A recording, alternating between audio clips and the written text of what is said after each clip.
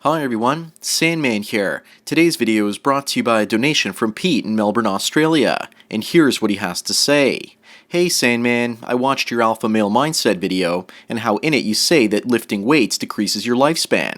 The video also got me wondering about bodybuilding culture as a whole. I've never been a fan of the culture, and whenever I go to the gym occasionally, I always get a shallow and empty vibe there, where most of the people who go there are only doing it for superficial reasons, or because they want to be more attractive to the opposite sex, instead of doing it for themselves. I'm also wondering just how many females are attracted to muscular guys in the first place, and whether there's a whole lot of basis in reality, or if it's just exaggerated. I'm in my 20s and not totally red pill, and still interested in dating. However, I'm an average height here in Australia at only 5'9", but I weigh 146 pounds. I'm insecure about my physique and conflicted on what I should do, as something also tells me that muscle mass is not as important as men would like to believe. It also seems that gay men are attracted to muscular guys more than women are. So do you have any advice for me, Sandman? Especially as I don't like being skinny regardless of how attractive I'm perceived by females. But like you say, bodybuilding decreases your lifespan. I've lifted a lot of weights already, but I have a hard time bulking up. Perhaps I don't have the genetics for this. I also notice a lot of younger guys, especially teenagers, with body image issues. Male body image has become almost as bad as female body image these days. If someone genuinely enjoys bodybuilding, or they want to play sports, then fine. Otherwise, most of it could just be unnecessary, and like you say, unhealthy. It'd be great to hear your opinions on what I just said, and how bodybuilding is harmful and decreases your lifespan, and on the bodybuilding culture as a whole. Once again, great video, Sandman, and cheers. Well, Pete, thanks for yet another donation. Before I get into why I think that bodybuilding is bad for you long term, let me try to explain to everyone my experience with it. When I was younger, I would lift and exercise for roughly 1 hour each and every single day. When I began, I was toothpick skinny entering high school. I didn't play any sports, and I didn't do it for self-improvement. At this point, you're probably saying, Sandman probably did it in order to get the girls, and you'd be completely wrong. I did it because I was sick and tired of being picked on, bullied, as well as pushed around. When I turned 14 for Christmas, I got a weight set for my parents. 2 adjustable dumbbells and 1 big bar, and with 2 25-pound weights. The last thing I wanted to do was go to the gym and look like a fool, so I started working out at home. And when I returned to high school that following fall, people tried picking on me, and I fought them and ended up beating them off. So at that point, I didn't receive any more negative attention from guys trying to pick on me. But all of a sudden, female attention started coming my way. I was popular with the ladies. But I didn't continue to work out because of this. Instead, I continued to work out because of the fear of other guys attacking me. So year after year, I ended up getting bigger and bigger, and I worked out from the age of 14 until roughly the age of 22, every single day.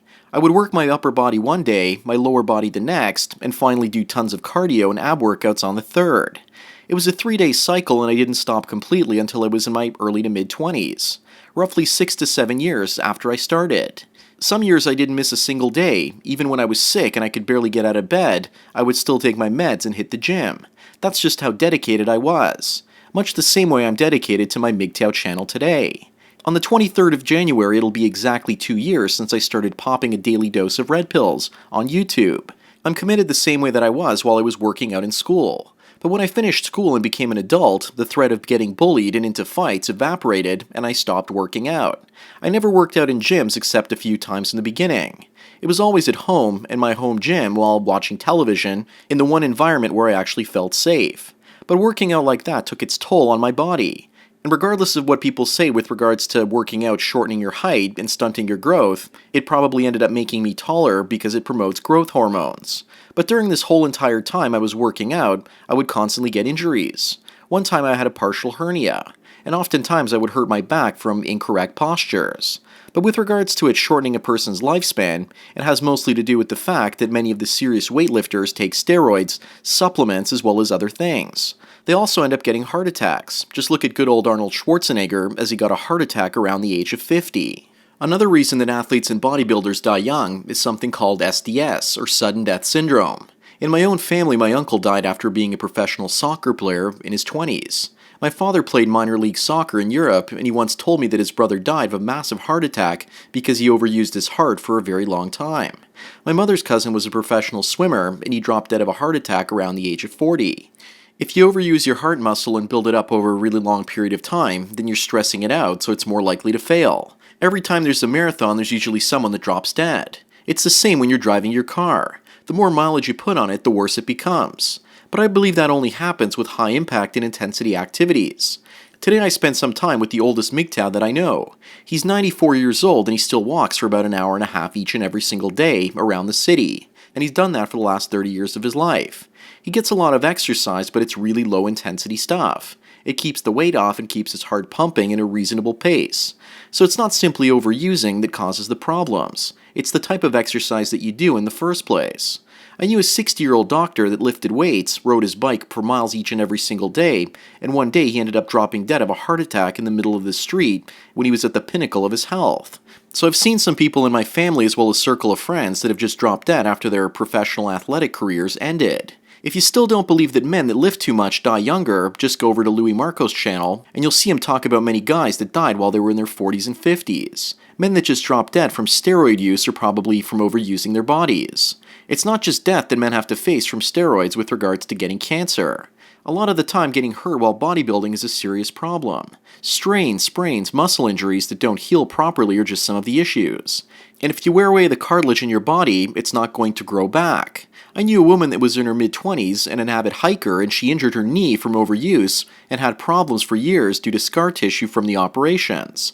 All that because she used up the cartilage. Again, high-intensity activities done over a long period of time have a tendency to permanently disable you or possibly even kill you early. The body wears down the more that you use it. Your skin ages faster the more sun exposure you get. In fact, 80 to 90% of all aging is caused by the sun. I believe that ultra-low intensity exercise like walking will keep you alive because it'll strengthen your body, but it won't put too much strain on your heart. After all, pushing an engine to its extremes tends to wear away the pistons a lot faster. I know one 60-year-old cyclist, another guy that plays tennis, and the third into skiing that have all had to have hip replacement surgery. Well, that's not going to kill you. Who knows what type of super germs you might actually be exposed to while in the hospital. There are also many people that get titanium hip replacements that are leaking toxic chemicals into their bodies that are killing them slowly. I don't want to scare anyone into not exercising.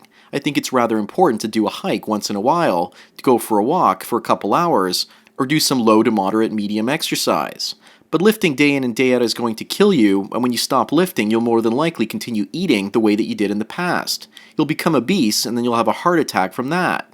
If you're taking lots of supplements, that's probably going to kill you as well, because in the end, there are many scientific studies that say that taking supplements can actually shrink your lifespan by about 25 to 30%. So when you lift, there are multiple causes that can kill you. Your heart, organ damage from steroids leading to cancer, and I'm also including a link in the description to an article called The Problem with Taking Too Many Vitamins. And it talks about this issue that I just spoke about. Think of all the products and enhancers that men typically take while they work out. All of that is a recipe for disaster. And I forgot to mention the joint and mobility issues leading to other complications. Someone recently sent me a comment, and for the life of me I can't remember his name. But the comment was about him working as a nurse or caretaker in a retirement residence, and that the majority of the people that are there that were overweight while they were younger weren't mobile while they got older. Their joints got worn out and all that extra weight became difficult to carry once they got older and their muscles got weaker. There also weren't any old people there that were muscular while they were younger because you could see all the old photos of themselves that they kept in their rooms. Anyways, Pete, with regards to body male image, the situation is getting worse than you know. Someone mentioned their teen son in an article that I recently read, and how he was getting mocked in the high school locker room because he still had his pubic hair. As a lot of teenagers these days watch tons of pornography, they see men in such videos that are bald as turkeys on Thanksgiving, so they try to emulate them. Men are becoming hairless, muscular, with clean, smooth skin, and women are getting covered in tattoos and fat and hairy. Some girls are even dyeing their pubic hairs purple and red, while boys are shaving theirs off. If you're a teenage boy and you have hair on your body and you're skinny, then you'll probably get picked on constantly. But ironically, a lot of these boys these days are obese or overweight and shaving their bodies, so they often end up looking like overweight, prepubescent, hairless girls. It's really sad to see this happening, but that's what you get when women expect more from men than men expect from women. The man has to either look hypersexualized to attract a woman, or he actually has to have an insane amount of money. Otherwise, the girl is going to go elsewhere. Pete, you can always gain 10 or 20 pounds of muscle, but just remember that if you stop lifting, you'll be very likely to continue eating like you did, and then all of a sudden you'll balloon up to 190 pounds when you enter your 30s. It's a tricky thing related to calorie intake, and that basically raises your risk for heart attack by carrying all that extra weight. Your genes have probably given you a fast metabolism, and that's a great thing. By working out, you can actually speed it up even more, but if you stop, then it slows down. And working out is usually a huge commitment because you need to spend an hour a day for many months before you see any serious results. And you need military-like discipline to pull this off. And the whole idea that women like skinny guys is pure BS. When I was skinny, girls didn't like me, and then when I put on 20 to 30 pounds of muscle, they started to approach me in the hopes that I would ask them out. They seem to equate muscles with male utility, and if you're a big beefy brute, even when your muscles are too big for your body or build, you still get a lot of female attention that you didn't get before. A lot of women will say that you're too big and you should work out less. But ironically, those are the same women that didn't ask you out before. For some reason, women don't like it if men are good looking and get too much attention from other women. So they put you down with sly comments to destroy your self-esteem, kind of in a sneaky way. Anyways, that's all I've got to say for today. Thanks again, Pete, for your donation, and as for everyone else out there, please follow me on Twitter or like me on Facebook to get tomorrow's video today. Thanks for taking your daily dose of red pills. And remember, a red pill a day keeps the steroids away. So enjoy the rest of your day, and cheers.